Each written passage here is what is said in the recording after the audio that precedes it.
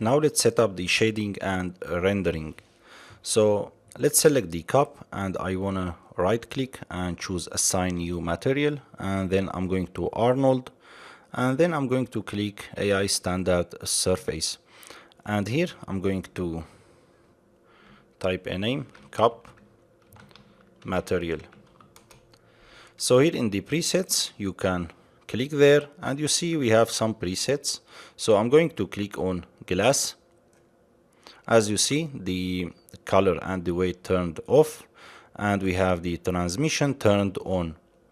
So now if I select the liquid, and when we created the liquid, Bifrost created a material for us here and assigned a water shader for that. So you see here we have the water, clear water. So you can simply go to presets and click on replace, clear water replace. So let's call that water,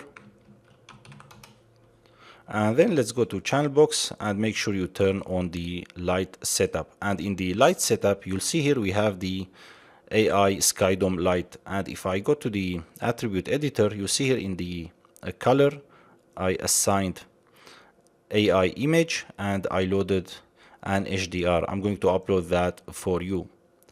So now let's go to the camera and let's click on IPR. So as you see we have really nice render, and as you see when I click render, the Maya is now heavy, and really you can't go and click on options freely there. So because the rendering is using all the CPUs in my PC, so if you go to the render settings and under the system, you'll notice here we have auto detect threads. So if I disable that, now you see here I will type -3. So what this gonna do, will use all the threads in my CPU except 3 threads. So these 3 threads will be used for another uses. So this will make the scene lighter for you. This is really nice. So, and let's go to Arnold renderer. So I'm going to increase the camera to 4. So this will get rid of the noise. And another thing maybe you want to do, you want to select the AI Skydome, and under the samples you need to set that to 2 to remove the noise from the shadows caused by the AI Skydome.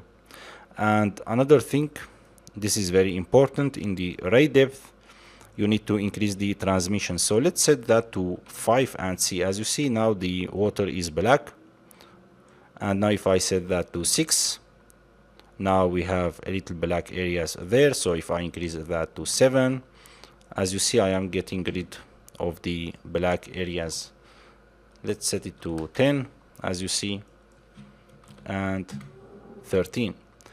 As you see we still have a little bit of black, and this is natural I think, and you can remove that if you want to. You can remove that. So you can remove that by, let's minimize that, and let's select the cup. I'm going to show you how to remove that too if you want to, but I recommend leaving that because this is more natural. So if I go to the geometry, or it's in the advanced, in the advanced, you'll notice here written exit to background.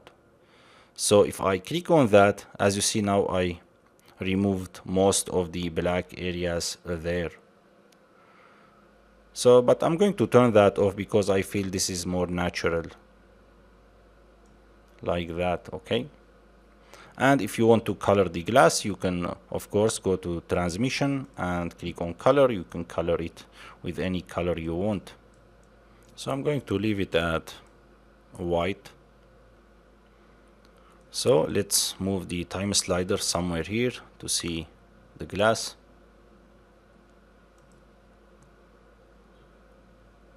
So, and if you want to render the sequence, So you can go to rendering, and then in the render you can click on render a sequence, and then load the sequence to After Effects or Nuke and do a video from that.